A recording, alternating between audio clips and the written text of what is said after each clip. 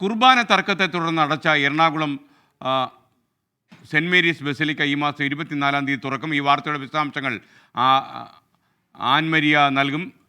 Telephone ലൈനിൽ ചേരുന്നുണ്ട് Annmaria. Annmaria, good morning. പറയൂ.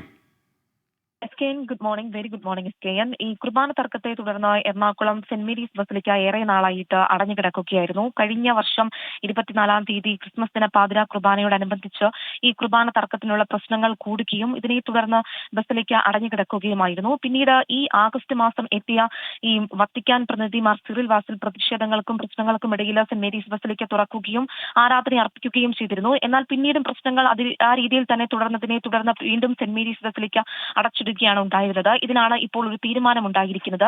ഈ 24-ന് ക്രിസ്മസ് ദിന പാതിരാ കുർബാനയോടുകൂടി സെന്റ് മേരീസ് ബസിലിക്ക തുറക്കും. അന്ന് ഈ പാതിരാ കുർബാനയിൽ അർപ്പിക്കുക ഏകീകൃത കുർബാനയായിരിക്കും അർപ്പിക്കുക, ജനാർദ്ദന കുർബാന ആയിരിക്കില്ല. ഈ വിശേഷപ്പെട്ട ഒരു ദിവസം ഏകീകൃത കുർബാന അർപ്പിക്കും. എന്നാൽ തങ്ങളുടെ ആവശ്യങ്ങളെല്ലാം അംഗീകരിക്കണമെന്ന് അൽമായി മുന്നേറ്റം നേരത്തെ മുതൽ അറിയിക്കുന്നതാണ്.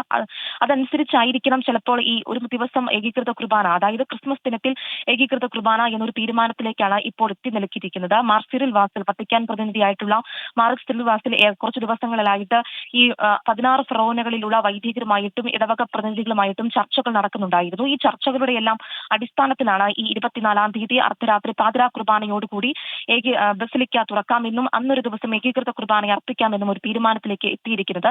ഇതിന്റെ എല്ലാം ഒരു വെളിച്ചത്തിൽ നമുക്ക് ഇപ്പോൾ പൂർണ്ണമാകുന്നത് ഈ കുർബാന പ്രശ്നവുമായി ബന്ധപ്പെട്ട ഏകദേശ ധാരണകളിൽ എത്തിയിട്ടുണ്ട് എന്നൊരു വിവരം കൂടിയാണ് ഇതിൽ നിന്ന് നമുക്ക് മനസ്സിലാക്കാനായിട്ട് സാധിക്കുന്നത്. SK. ആൻമരിയ സണ്ണിയാണ് കൊച്ചിയിൽ നിന്നും ടെലിഫോൺ ലൈനിൽ ചേർന്നത്.